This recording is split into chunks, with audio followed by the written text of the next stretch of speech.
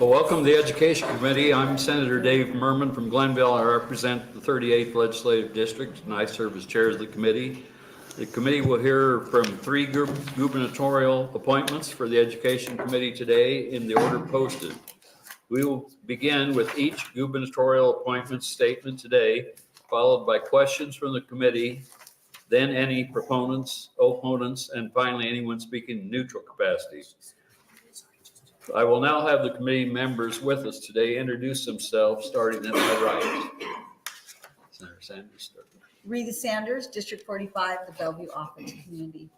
Good afternoon, Luann Lenahan, District 39, Elkhorn and Waterloo. Hi, Joni Albright, District 17, Northeast Nebraska. Lynn Walls, Legislative District 15. Fred Meyer, District 41, Central Nebraska. Also assisting the committee today, to my right is our legal counsel, John Duggar. And to my far right is our committee clerk, Shelley Schwartz. Our page today is Ellie. And Ellie, why don't you tell us what you're doing? I am a third year at UNL, and I'm actually going to pharmacy school. Thank you. Thank you for helping us out today. With that, we'll begin today's hearings with the gubernatorial appointee, Dannika L. Nelson, via teleconference. She is up for the position of coordinating commission for post-secondary education with a term through January 1st of 2026. Hello, Dannika. Well, hello. Thank you so much for letting me join via telephone today. I live about an hour and a half away up in Oakland, Nebraska, so I appreciate you making this opportunity and just letting me share a little bit of my heart. Are you getting feedback on your end? No. Okay, I'll just keep talking then. So I have been in education in the K-20 space for about 25 years. Most of those years have been spent as a secondary science teacher. I have taught high school chemistry, biology, physical science. Really enjoyed that. I enjoy teaching science, but what I love is helping students find their way. And we know that education is oftentimes a key to students being able to build a life for themselves and their families that they are looking for. You're breaking up just a little bit, Dannika. I'm not sure if you can do something different. Slow down. Okay. Just slow down a little bit. Yeah, that might help. Slow down. Yeah, go ahead. Okay, I apologize. Well, that sounds a lot better. Yeah. Okay, I will talk more slowly. Okay.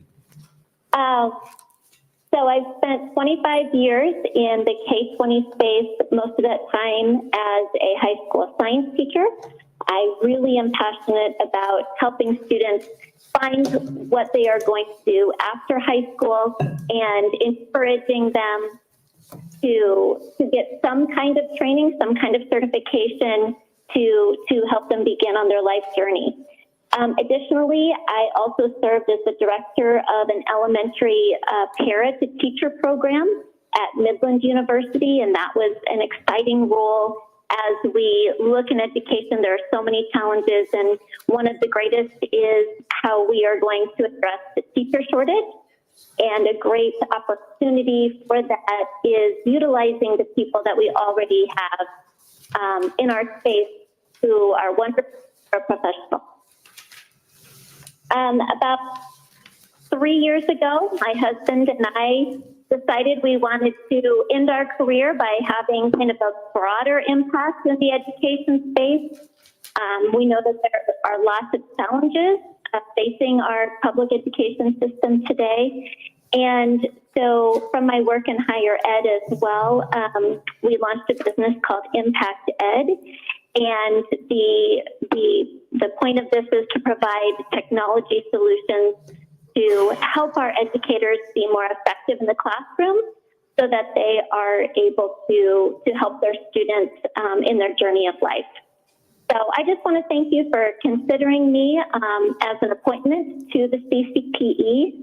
I think that this committee has a great opportunity as we look at the challenges that face the state of Nebraska as we are wanting to make sure that we are upskilling our labor market, that we are providing economic opportunities for our young people to stay in the state and to drive the economic impact of our state, and in the end, create better lives for themselves and students, which down the road also impacts us as a state. So thank you for your consideration, and I would be happy to field any questions you may have. Well, thank you, Dannika. We'll see if we have any questions. I have one. If you could just repeat about the last probably 4 or 5 sentences you said. We couldn't understand that very well. Some of your recommendations, I think, going forward. Okay, so I'm getting lots of feedback here on, so I'll try to talk even more slowly.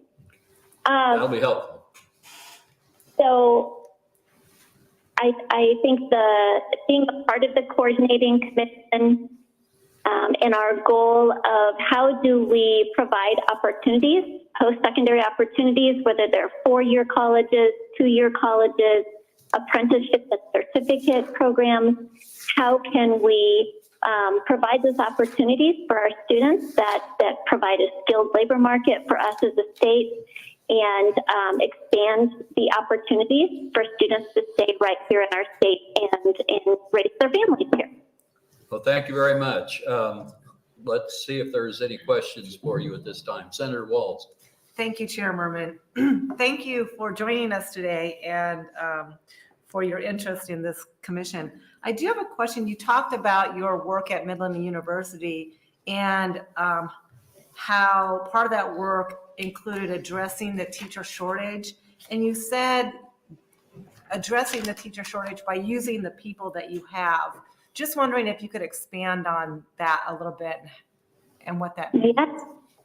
Yes. So it is a Era to Teach program for elementary teachers.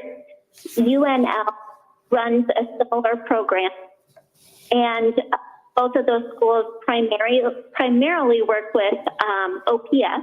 However, they work with other districts as well, and they facilitate an expedited process for paraprofessionals in your district to be able to get their bachelor's degree and their teaching certificate in typically a 2-year program. All right. That was all I had. Thank you so much. Yeah, thank you. Thank you. Any other questions for Dannika? If not, thank you very much for making yourself available for this appointment, and we will have a decision, well, definitely in the next, 18 days left in the session. So thank you very much. Thank you for your time. Bye-bye. And with that, we'll close the hearing on Dannika Nelson, and our next appointee is Dr. Deborah Frison from the Coordinating Commission for Postsecondary Education, also with her term running through January 1st of 2026 also. Welcome. Good afternoon, Senators. I'm Deb Frison. Am I supposed to spell my name? Yes, please. DEBORAHFRISON. Thank you. Yeah, thank you. Yeah, go ahead. Thank you. Well, I'm appreciating consideration for this reappointment. I was originally appointed by Governor Heineman to the Coordinating Commission in 2012 and reappointed by Governor Ricketts, and now the hope of being reappointed again by Governor Pillen. The most interesting thing for me is the fact that I've been fortunate to have this kind of long career in education already.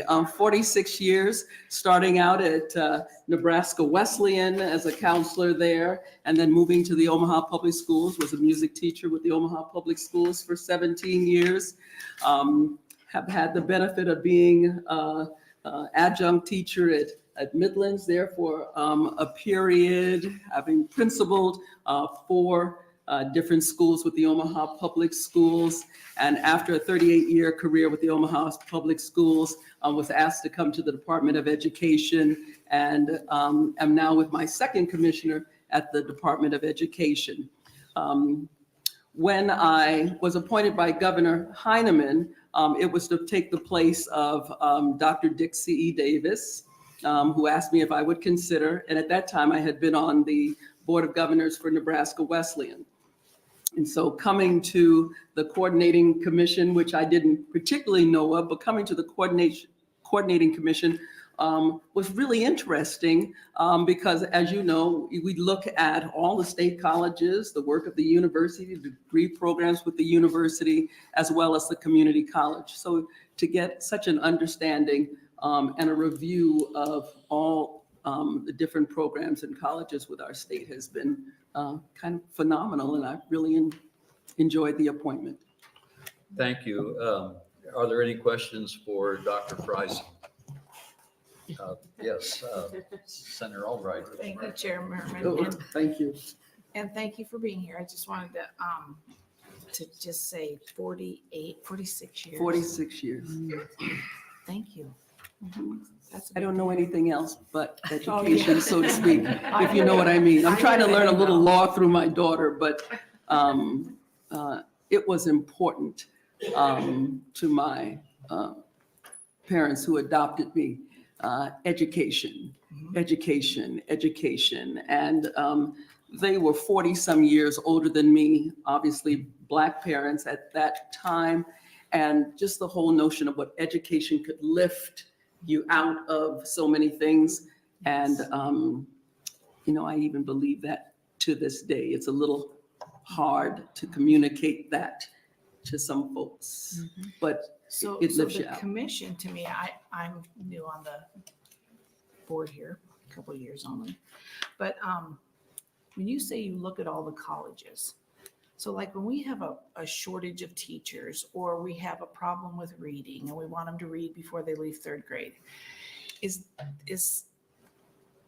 being able to make sure that the students who want to become teachers are being taught in their college classes what they need to bring to that classroom. Because just what little time I've spent, certainly have not been a teacher, or I do have children that went to public school and have 15 grandkids that will be attending them. So it's a concern of mine that does this commission look at the legislation that we present and see some of the problems that might be coming from that, or how does your commission, what are they charged to do?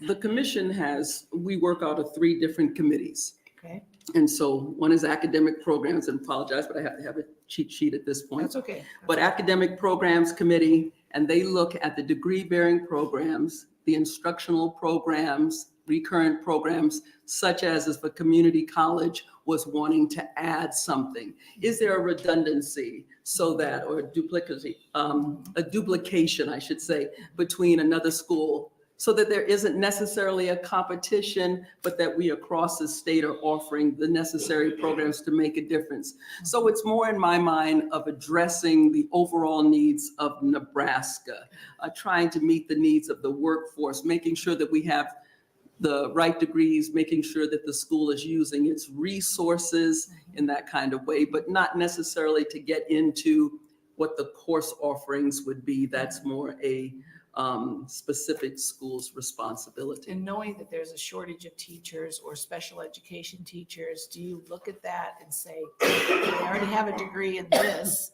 could they possibly, what can they do to maybe switch gears? Like with careers, sometimes they say you stay there about 7 years and you want to go do something else. But if there's got to be a shakeup and use what resources we already have in the schools to maybe change things up, do you get involved in any of that sort of thing? I wouldn't say so. Okay, thank you for being There's a here. room for that, but we That's would. all right, that we're would- good. yes, yes. Okay, appreciate the answers.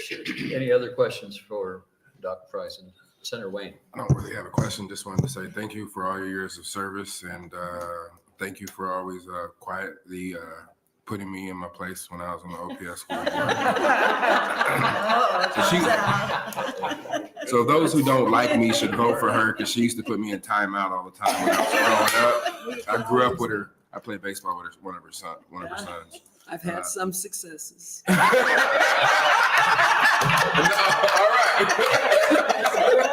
Enough said. I'm done. I just want to say thank you, and personally, this is my last year, so, but really thank you. I don't really get to publicly tell you thank you all the time, but I really do appreciate everything you've done while I was on the school board and just our conversations just to help me navigate all this stuff. I really appreciate it. And the same, Justin, because you know you and I have been round and round. But let me publicly also thank you. I'm proud of you.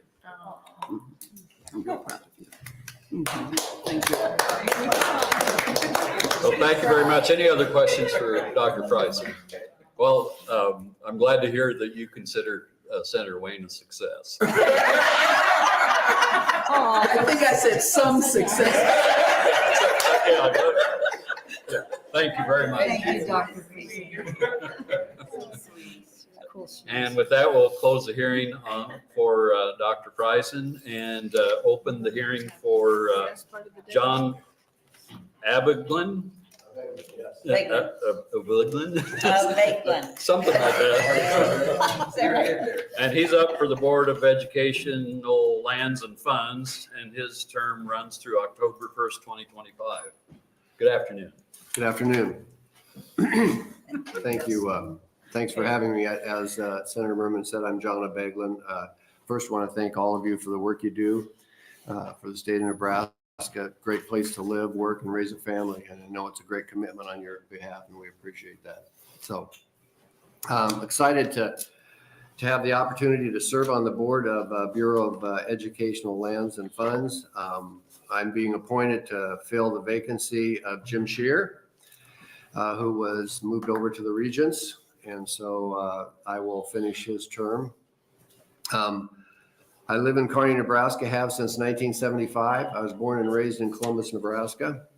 I'm married, have 4 children, 3 grandchildren. My work experience is 40 years in banking, commercial banking, in Kearney with 2 different banks. And then I did 7 years with the University of Nebraska Foundation at their office on the Kearney campus. I was a relationship manager and lender in my banking career. Handled medium and large ag and commercial credits, and was also on the management team of the banks. In that role, I analyzed businesses, understand balance sheets, income statements, and understand the equity markets as well. So also have extensive experience in overseeing equity investments and understanding those markets.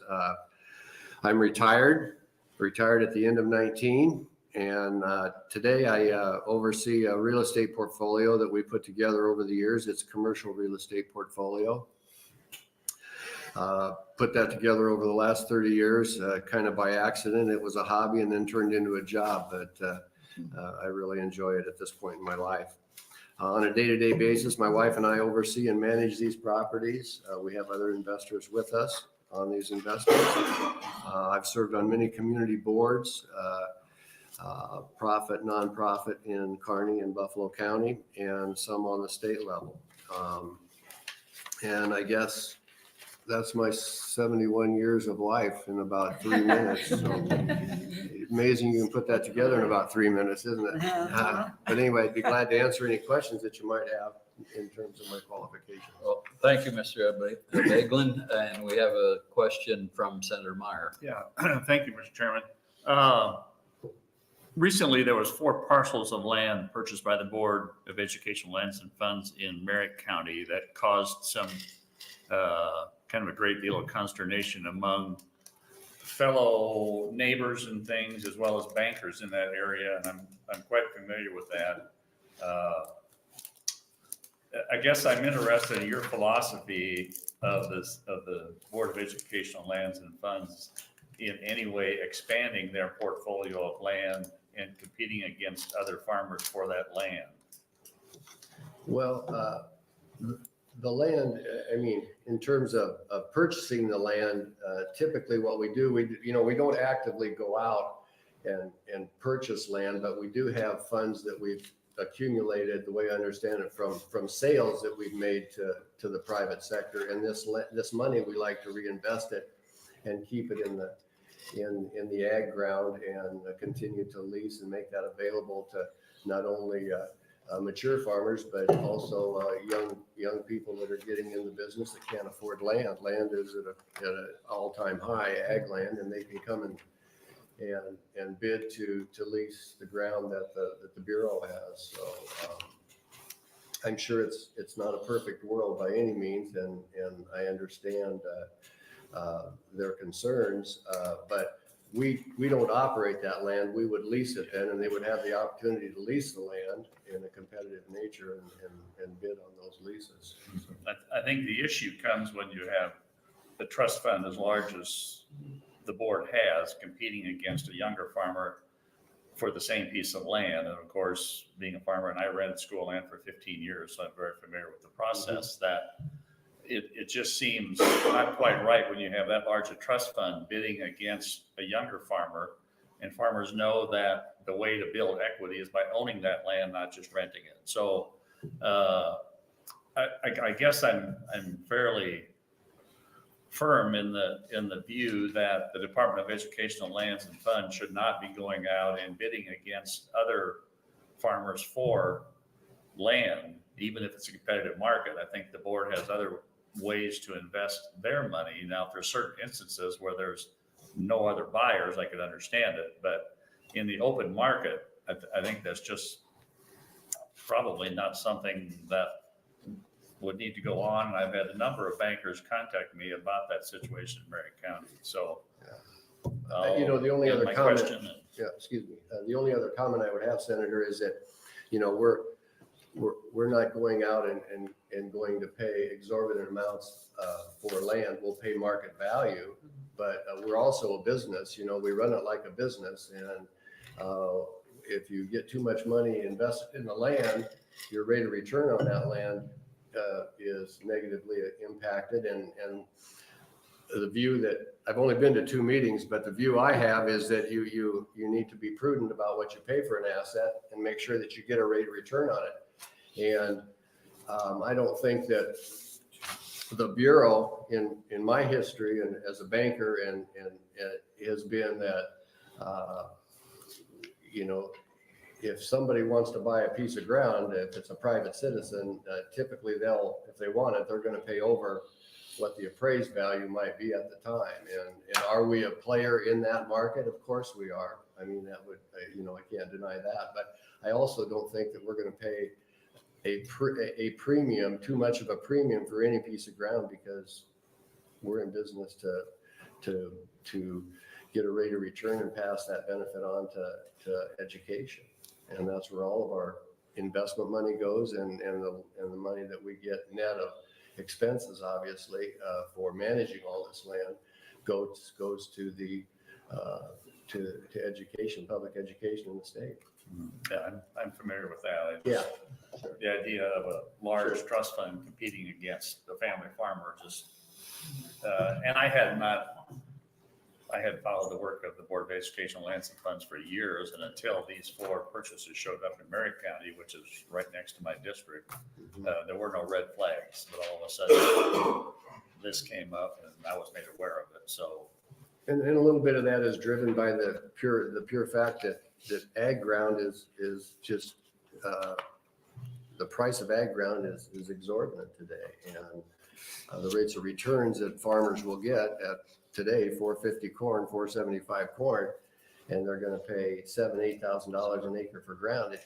I mean, any good businessman would say that's not a very good place to park your money. But if you're in the business, if you're a family farmer and you're in the business and you own other ground at $1,200 an acre, and you go out and you pay a premium because it sits next to you or is a good piece of ground, and you want it long term because you have generations that are coming in, then you're probably going to pay a premium for that ground anyway. But I understand your point completely. So thank you.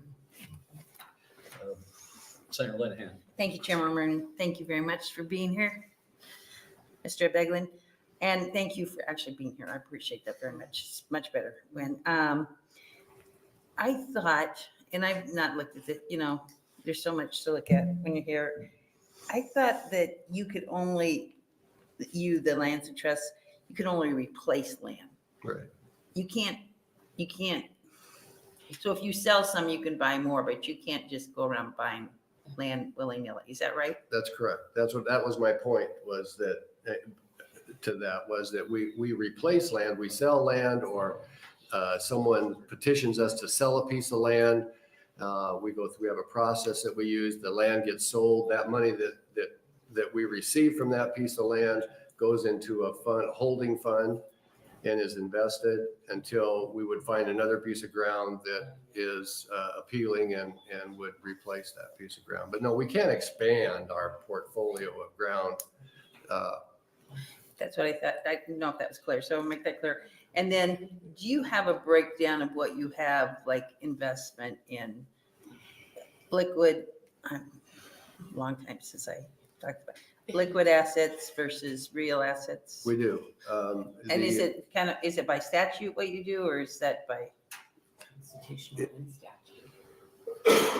You mean in terms of when you say Like it's you by can have statute? 30% in the stock market and 30% in ag land, 30%, No, 20%. No, No. Our the current fund, liquid assets that we have is a little over $1 billion. It's managed by the Nebraska Investment Council. And then there's about 1.250,250,000 acres that are owned and managed by the trust. 1B, did you say? No, 1,250,000 acres. Okay, that's. The original under the land grant, when we became a state, there was about the government gave the state 2.3 or 4 million acres. And then there was a lot of that was sold off early on. I'm told if you look at the history, it was a little bit of cronyism and sell to my buddy, and the legislature, that just happened through the process. And so there's been 1 million acres that has been lost over the years that has been sold to the private sector at bargain prices, I was told. I don't know. And then the interest, so it generates what, about 50 some million a year? Transferred about $56 million, $59 million last year to the public schools. And it's on a per capita basis. So every student gets the same amount across the state, no matter what district you're in. Which is like 175. 165 or $70 a student. Thank you very much for being here. And I'm going to ask a question also. I'm even more naive. I thought that the Bureau of Lands and Trusts only managed the land that was given by the government and didn't, as it was sold off, didn't replace any. I thought they just managed what you had and the profits all went to education. But apparently you do replace land, as you said, that's been sold, I guess. Mm-hmm. Right. We can So- replace land. okay. Yes. So, yeah, that's surprising to me. I guess I didn't realize that. I mean, if we didn't, over time, you would eventually have no land. Sure, So, sure. It's, Okay, well, Senator Meyer, did you have another question? I forgot what it was. Danny, I'll distract you. happens to me, Well, too, that Senator. Yeah, no, I don't mean to be difficult, but I just know that in the private sector, was a worry because it had never come up that I'm aware of, and we're about the same age, that the board was actively buying land anywhere across Nebraska. So basically from about that Merritt County area east is where most of it's been liquidated, and from there west is where there's still a lot of school land. That's correct. So is there any payment made back to, I know it's so much per capita. Is there any paid back to the counties where that's located over and above that per capita paid to, or are those school districts just out other than a per capita payment? They're on a per capita basis, but we pay real estate taxes, and and so the money that we pay and use out of our fund to pay real estate taxes accrues through the county to the districts. So they do pay real estate taxes? I Yes, was they not do. aware of that. Yes. Okay, I stand corrected. Thank you. And I have another question. You mentioned that a lot of the land had been sold, I don't know, decades ago, probably almost 100 years ago, I assume. But and also you mentioned that if you sell land now, you replace it with other land. I assume that the land you sell now would typically be for some kind of development or something, or why would you be selling land now? Well, anybody can petition us to sell a piece of ground, and then we have a process that we go through to figure out what the value is. And typically, the people that buy that ground, there's a process, and here again, I've had 2 meetings, so my learning curve is pretty steep right now, but they can petition us to sell the ground. There's a process that they go through to do that, and then it goes to auction. And they tell us what they're willing to pay for it, and then it goes to auction, and anybody can come in and bid on that ground. And then that money, we can hold that money and then replace that ground that we sold with another piece, so that our portfolio stays sort of static. So I assume the farmer that's leasing the land would typically be the one that would be petitioning to buy the land or to have it sold. That would probably be a fair statement 90+% of the time. I don't know, but yes, it would be. Okay, thank you. Any other questions? If not, Senator Linehan. Just a suggestion, since Mr. Abegglen's new at this, and we're going to have a lot of new people on this committee next year, probably, well, for certain, some of us. The first year or 2 I was on the education committee, we got a briefing from your organization. From It was Kelly. Probably, I don't remember exactly, but I remember it being very helpful. And I also remember, because this came up this morning in revenue, Senator Merman asked a question, or maybe about who pays property taxes, and it gets confused with Game and Parks. Right. Because Game and Parks pays property taxes on things they bought after 19 something, Right. but not on things before. And I think people get that confused with what you pay on everything, right? We pay on everything. So I think a briefing maybe next year. Yeah. that'd be We're, great. we're no different than somebody than private enterprise. The way that we run our business is very similar to private enterprise. And if it was a land holding company that owned a bunch of farms, we don't get any special deal from the state or from any of the counties on the land. So.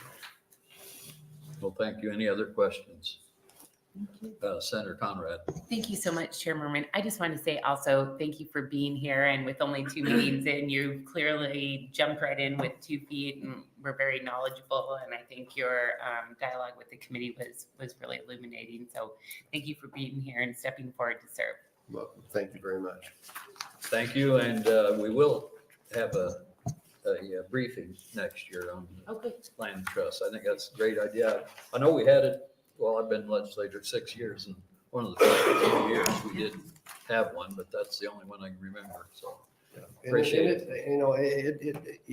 Running the day-to-day operations of this organization is very costly. I mean, you have to have staff out there looking and making sure and negotiating leases and making sure that things are being taken care of on the land, and so but typically what we've seen historically, as I looked and reviewed everything, is that our cost of operations is way below the inflation rate on an annual basis historically. So try to run a very efficient operation. I'm here again. I'm new, but my first impressions are that they do a pretty good job in that area with the staff they have. So. Well, thank you. I appreciate those comments, and thank you for appearing in person and answering the difficult questions. Appreciate it. Thank you so much. And with that, we will end today's hearing and head back to the floor. You want to just do that? Do we have any? Do you want to exec? And what on my I'm bill? not sure what we have to accept. Do you want to have an exec for staff nomination? Oh, on the nominations. Oh, okay. Justin, Well, yeah, you can't I'm just fine with it. money like Do we need some time to process? that. Creepers. Well, we are going to have an exec, when is it, next week? for more gubernatorial nominations. So, Okay, we're not exactly, there's no press here. I have a question on this first one. well, we can do an exec session. No, I want. Oh, just a discussion. I just want to. Exactly.